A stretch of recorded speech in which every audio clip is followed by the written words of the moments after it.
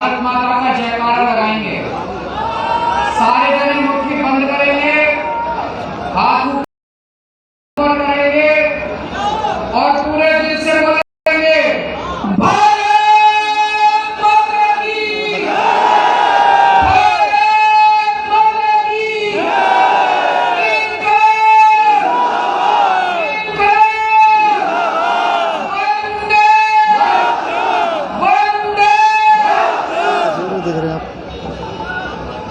हरियाणा के कोने कोने से आए हुए हजारों हजारों की संख्या में आज यहाँ मौजूद सभी भाइयों बहनों माताओं बुजुर्गों बच्चों, आप सब लोगों को मेरा नमस्कार, सबको मेरा प्रणाम।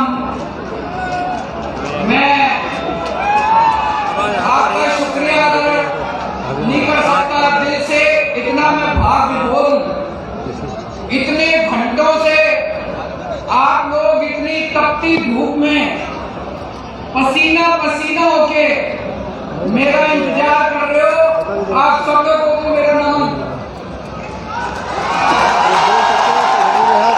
से अरविंद केजरीवाल अपना भाषण देते हुए नजर आ रहे हैं और इतनी भारी संख्या में लोग आए हैं, जितने हजारों हजार लोग यहाँ मौजूद हैं, इससे दुगने दुगने बाहर सड़कों पे अभी आ रहे हैं। मैं भी आ रहा था, कई लोग आए रास्ते में, कई लोग बाहर मौजूद हैं। उन सब लोगों को मेरा प्रणाम, सबको मेरा नमन। मेरे को सबसे अच्छा तब लगता है जब लोग मेरे को हरियाणा का लाल बोलते हैं।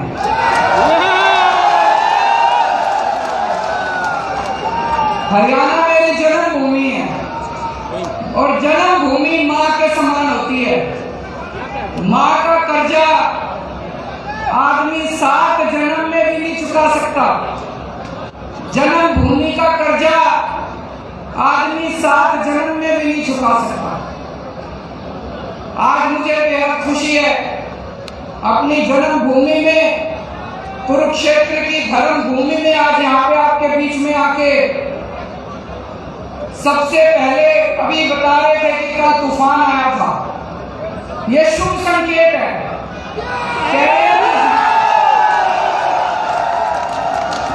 बता रहे तूफान पंजाब से आया था,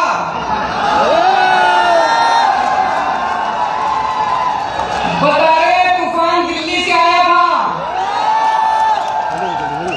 तो हरियाणा में तूफान आने वाला है और बड़ा तूफान आने वाला है। और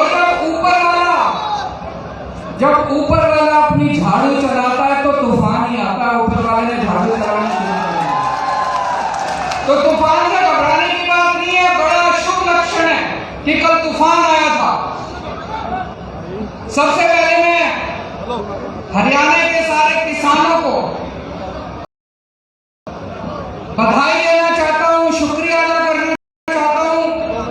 हरियाणा के और पंजाब के किसानों ने मिलकर जिस तरह से इतनी अहंकारी सरकार को झुका दिया, 1 साल तक आंदोलन किया, 1 साल तक 36 बिरादरियों ने मिलकर, सारे धर्म के लोगों ने मिलकर 1 साल तक सिंघू बॉर्डर पे जमे रहे। इनको लगता था इतनी बारिश आएगी, धूप थी, बारिश थी, ठंड थी, गर्मी थी, लेकिन किसान हटे नहीं। अंत पंत में सरकार को तीनों कानून वापस लेने पड़ेंगे। ये स्टेज के पास बैठो। कहते हैं ना, अहंकार तो रावण का भी नहीं बन चलता। इनको घमंड हो गया था खुले में किधर कि इनके सामने किसी की नहीं चलेगी। तो दोस्तों, त्रेता युग में रामचंद्र जी ने रावण का घमंड तोड़ा था। अच्छा ठीक है बेटा। द्वापर युग में कृष्ण जी ने कंस का घमंड तोड़ा था और कल युग में किसानों ने भाजपाइयों का घमंड तोड़ा था। अच्छा आ गया, निकल चल। मैं सारे किसान भाइयों को बधाई देना चाहता हूँ। दोस्तों मेरे को राजनीति करनी नहीं आती, मेरे को पॉलिटिक्स करनी नहीं आती, मैं सीधा साधा छोरा हूं। मने काम करना आवे, मेरे पे कितना ही काम करा लो। दिल्ली में हमने स्कूल ठीक कर दिए, सरकारी स्कूल। सुना आप लोगों ने दिल्ली के स्कूल शानदार हो गए? किस किस ने सुना है? हाथ खड़े करके बोलो। दिल्ली में सरकारी स्कूलों में गरीबों के बच्चे पढ़ते हैं। गरीबों के बच्चे सरकारी स्कूलों में पढ़ते हैं। पहले दिल्ली के सरकारी स्कूलों का बहुत बुरा हाल था। जैसे हमने पिछले कुछ सालों में, 7 सालों में दिल्ली के सरकारी स्कूल इतने शानदार कर दिए। आप कहोगे केजरीवाल अपनी पढ़ाई खुद ही कर रहा है। इस बार हमारे सरकारी स्कूलों के नतीजे 99.7% नतीजे आए हैं। 99.7%। इतिहास में 70 साल के भारत के इतिहास में सरकारी स्कूलों के नतीजे ऐसे नहीं हैं। और भाई साहब, इस साल 4 लाख बच्चों ने प्राइवेट स्कूलों से नाम कटा के सरकारी स्कूलों में भर्ती कराए। अपने बड़े बड़े अब अमीर लोग भी अपने बच्चों को सरकारी स्कूलों में भेज रहे हैं। बड़ी बात है कि नहीं है? अभी 2 साल पहले अमेरिका के राष्ट्रपति, अमेरिका तो दुनिया का सबसे बड़ा देश है, सबसे शक्तिशाली, अमेरिका के राष्ट्रपति इंडिया आए थे। जब वो इंडिया आए तो उनकी पत्नी भी उनके साथ आई थी। पत्नी का नाम है मेलानिया ट्रंप। ट्रंप साहब आए थे ना 2 साल पहले अपने भारत मोदी जी से मिलने।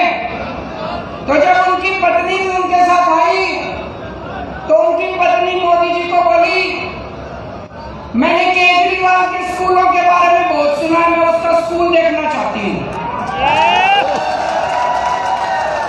मोदी जी ने बहुत समझाया, बहन मान जा, केजरीवाल के स्कूल में मत ना जा, मैं अपने स्कूल दिखा दूंगा, मैं बीजेपी वालों के स्कूल दिखा दूंगा, मैं प्राइवेट स्कूल। बोली ना, मैं तो केजरीवाल के स्कूल मानी नहीं, वो मानी नहीं मोदी जी की बात। वो हमारे स्कूल देखने आई। बड़ी बात होगी भाई साहब, अमेरिका के राष्ट्रपति की पत्नी केजरीवाल के स्कूल देखने आई। कुछ तो कर ही रखा होगा हमने, कुछ तो कर ही रखा होगा हमने। मैं पूछना चाहता हूँ, ये हरियाणा के खट्टर साहब के स्कूल कौन देखने आया? कोई? आज क्या कोई श्रीलंका वाला ही आ गया देखने? कोई? चलो बाहर वाले छोड़ो, कोई अपने देश का कोई देखने आया इनके स्कूल? अगर कुछ करोगे तभी तो कोई देखने आएगा तुम्हारे स्कूल। दोस्तों, आज हमारे स्कूलों से निकल के बच्चे बड़े बड़े इंजीनियर बन रहे हैं, गरीबों के बच्चे। जैसे मैं आपको उदाहरण देता हूं, शुभम एक लड़का है, दिल्ली में उत्तम नगर में रहता है। उसके पिताजी चौकीदारी का काम करते हैं, चौकीदार, किसी कंपनी में चौकीदारी का काम करते हैं। 6,000 रुपए महीना है उनके पिताजी की। वो सरकारी स्कूल में पढ़ता है। उसके पिताजी के पास इतने भी पैसे नहीं है कि किताबें खरीदे, ड्रेस खरीदे। सारा कुछ उसको स्कूल से फ्री में मिलता है। दिल्ली के स्कूल इतने शानदार हो गए, इस बार शुभम ने आईआईटी की परीक्षा दी। आईआईटी मतलब देश का सबसे बड़ा इंजीनियरिंग कॉलेज। मैं भी आईआईटी से पढ़ा हूं। देश का सबसे बड़ा इंजीनियरिंग कॉलेज, लाखों बच्चे बैठते हैं उसमें। शुभम का पूरे देश में 215 नंबर पर रैंक आया और उसको आईआईटी के अंदर कंप्यूटर इंजीनियरिंग के अंदर दाखिला मिला। ये छोटी बात नहीं है भाई साहब।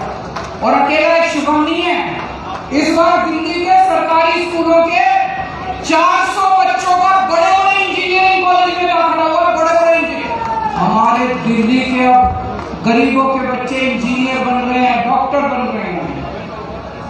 एक और बच्चा है कुशाल गर्ग, शास्त्री पार्क में रहता है। उसके पिताजी कार्डबोर्ड की कंपनी में मजदूरी करते हैं, 11,000 रुपए महीना तनख्वाह कमाते हैं। उनके बेटे का एडमिशन इस बार ऑल इंडिया मेडिकल कॉलेज में हुआ, देश का सबसे बड़ा। ऑल इंडिया मेडिकल तो सबसे बड़ा है, ऑल इंडिया मेडिकल में उसके बच्चे का एडमिशन हुआ।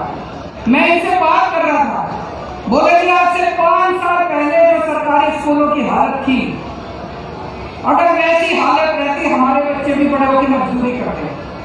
ये तो बोले केजरीवाल जी आपका धन्यवाद जो आपने स्कूल इतने शानदार कर दिए। मैं ये कहना चाहता हूं कि अगर गरीबों के बच्चे भी इंटेलिजेंट होते हैं, गरीबों के बच्चे कमजोर नहीं होते। ये तो माँ बाप के पास साधन नहीं होते, सरकारें कुछ करती नहीं है, इसलिए गरीब का बच्चा बड़ा होकर गरीब रह जाता है।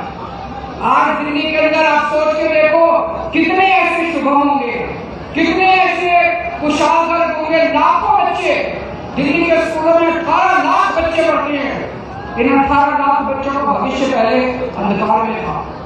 ऐसे ही लाखों बच्चों का भविष्य हरियाणा के अंदर अंधकार में है।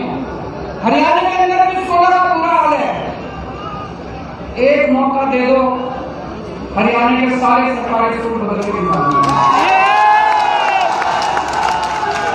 एक मौका दे दो। दिल्ली में करके आया हूं, हवा में बात नहीं कर रहा, दिल्ली में करके आया हूं। हरियाणा के सारे स्कूल बदल दूंगा, गरीबों के बच्चों को अच्छा भविष्य मिलना चाहिए। गरीबों के बच्चे भी डॉक्टर बनेंगे, इंजीनियर बनेंगे, वकील बनेंगे।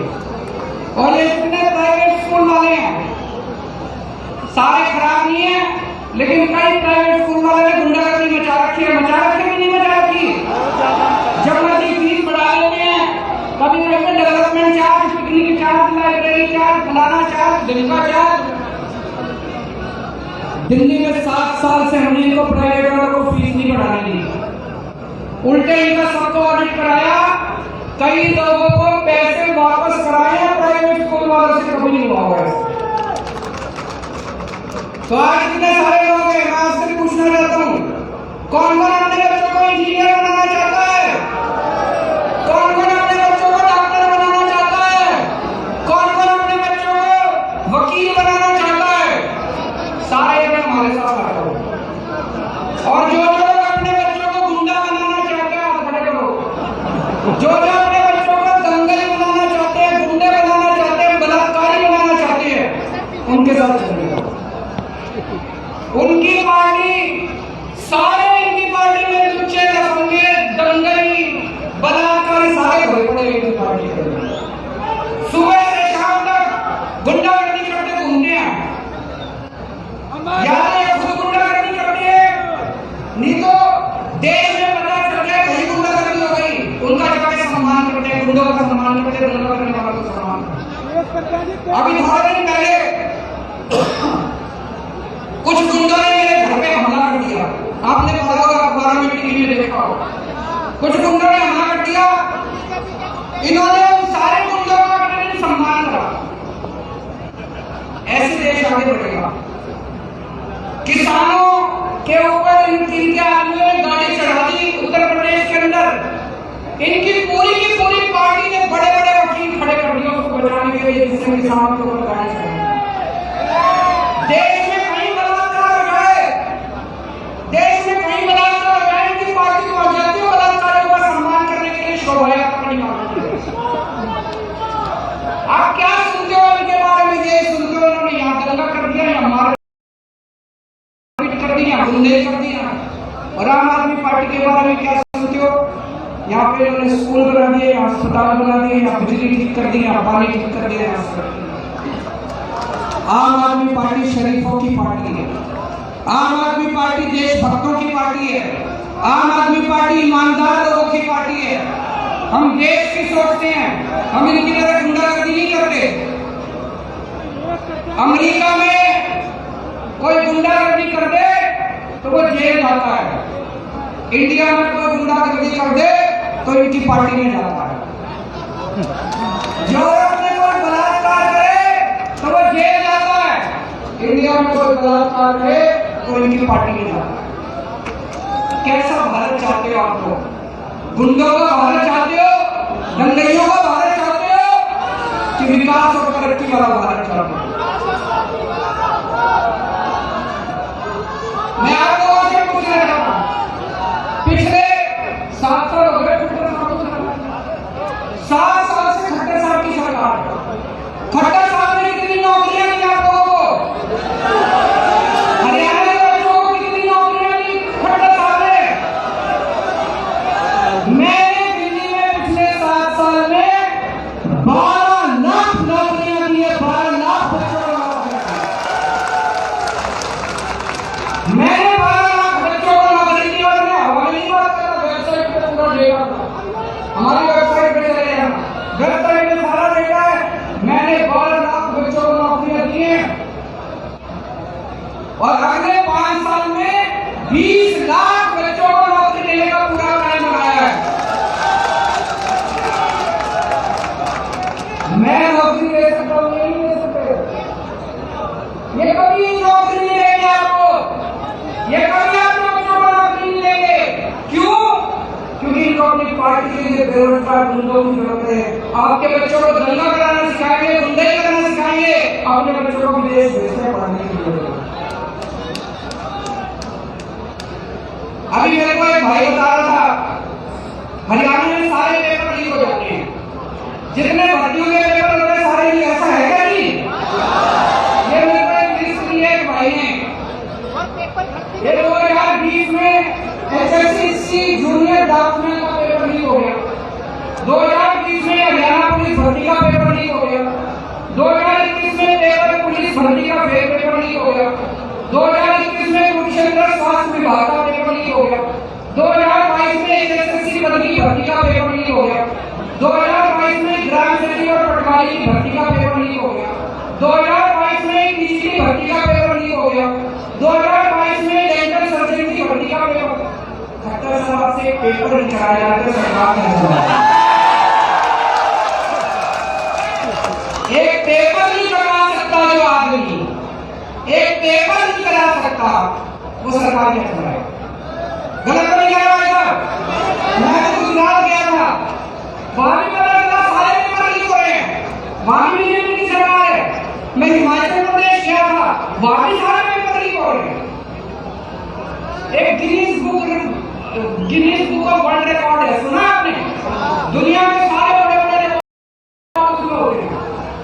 अभी उनकी कल मीटिंग हुई है शाम को गिनीज बुक ऑफ की, उसमें भारतीय जनता पार्टी का नाम लिखा जा रहा है सबसे ज्यादा पेपर लीक करवाने वाली पार्टी।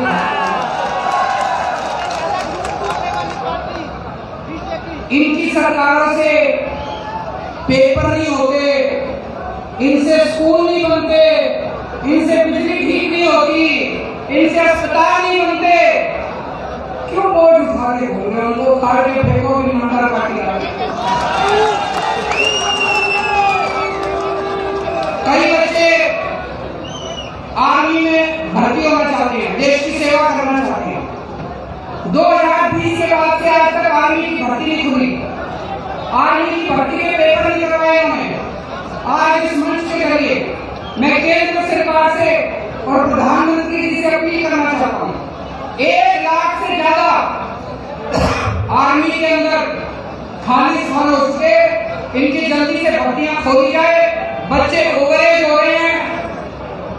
मैंने सुना कि भिवानी के अंदर एक यंग लड़का पवन जो आर्मी में जाना चाहता था, भर्ती होना चाहता था फौज में, उसने खुदकुशी कर दी।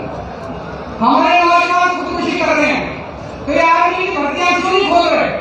मैं प्रधानमंत्री जी को कल चिट्ठी भी लिखूंगा, उनसे निवेदन करूंगा कि आर्मी की भर्तियां तुरंत खोली जाए ताकि हमारे बच्चे फौज के अंदर भर्ती हो सके। दिल्ली में हमने पहले सरकारी अस्पतालों का दिल्ली में बहुत बुरा हाल था।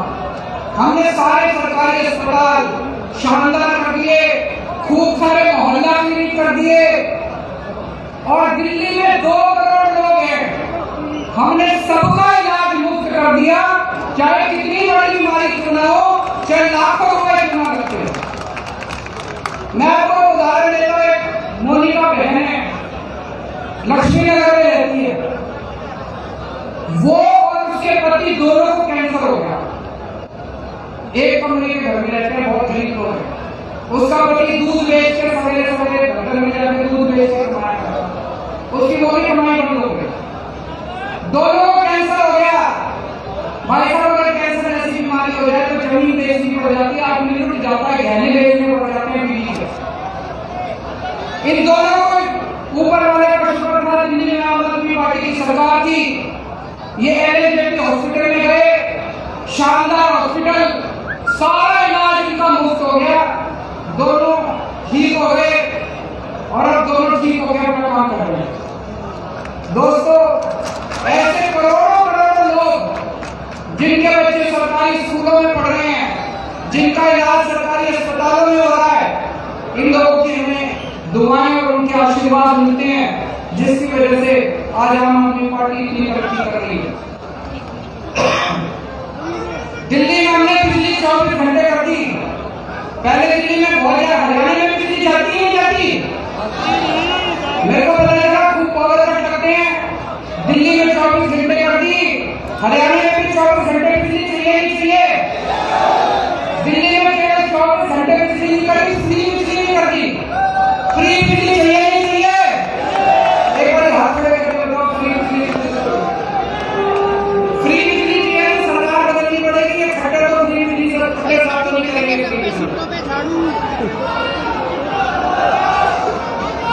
अभी हमें पता चला पंजाब में हमारा एक मंत्री अफसरों से पैसे मांग रहा था। हमारा हेल्थ मिनिस्टर पंजाब का अफसरों से पैसे मांग रहा था। मीडिया को नहीं पता था, विपक्षी दलों को भी नहीं पता था, कहने वाले को नहीं पता था। मैंने तुरंत अपने मंत्री को बर्खास्त करके उसको सीबीआई को सौंप दिया। इसीलिए कहते हैं आम आदमी पार्टी कट्टर ईमानदार पार्टी है। कट्टर ईमानदार मतलब मेरा बेटा भी अगर कल को बदमाशी करेगा तो उसको बख्शवानी, उसको छोड़ना नहीं। किसी की बेईमान बर्दाश्त नहीं की जाएगी। इनकी पार्टियों में भ्रष्टाचारी नहीं बैठे क्या? इन लोगों की पार्टी में भ्रष्टाचारी नहीं बैठे? कितने भ्रष्टाचारी हैं? आज तक इन्होंने एक को भी निकाला भ्रष्टाचार में होता तो? आज तक इन्होंने एक को भी जेल ले जाओ, क्यों नहीं बैठते? पैसा ऊपर तक जाता है, पार्टी के अंदर भी पैसा ऊपर तक जाता है। जाता है कि नहीं जाता है? दिल्ली तक जाता है इनका पैसा। हिम्मत नहीं है इनको निकालने की। केवल आम आदमी पार्टी है जो आज देश में एक ईमानदार सरकार है। हमने दिल्ली में भ्रष्टाचार खत्म करा, पंजाब में भ्रष्टाचार खत्म करा, अब हरियाणा में भी भ्रष्टाचार खत्म करेंगे। यहाँ पे भी मेरे को बताया गया प्रॉपर्टी आईडी करके है, उसमें खूब पैसे चलते हैं। चलते कि नहीं चलते? नगर निगम का चुनाव आने वाला है। इस नगर निगम के चुनाव में आप अपनी ताकत दिखा दो, जैसे पंजाब के लोगों ने अपनी ताकत दिखाई थी, जैसे दिल्ली के लोगों ने ताकत दिखाई थी। इन सारी पार्टियों को उखाड़ फेंको, एक मौका दो, नगर निगम को भी साफ करेंगे झाड़ू से, सारा भ्रष्टाचार दूर करेंगे और उसके बाद 2024 में हरियाणा को भी पूरे को साफ करेंगे।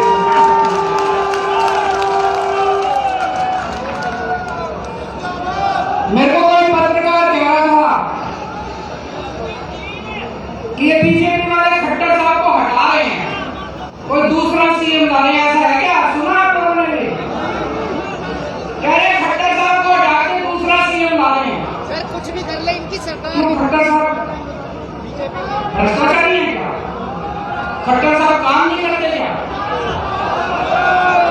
मैं बीजेपी को चैलेंज करना चाहता हूँ, हिम्मत है तो 2024 का चुनाव खट्टर साहब के साथ लड़के दिखाओ।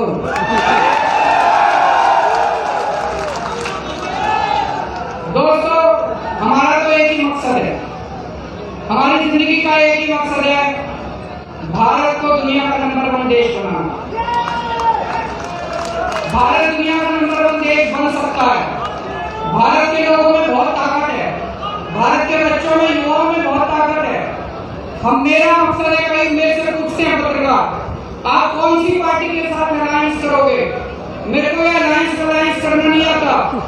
मैं 130 करोड़ लोगों का अलायंस बनाऊंगा इस देश में।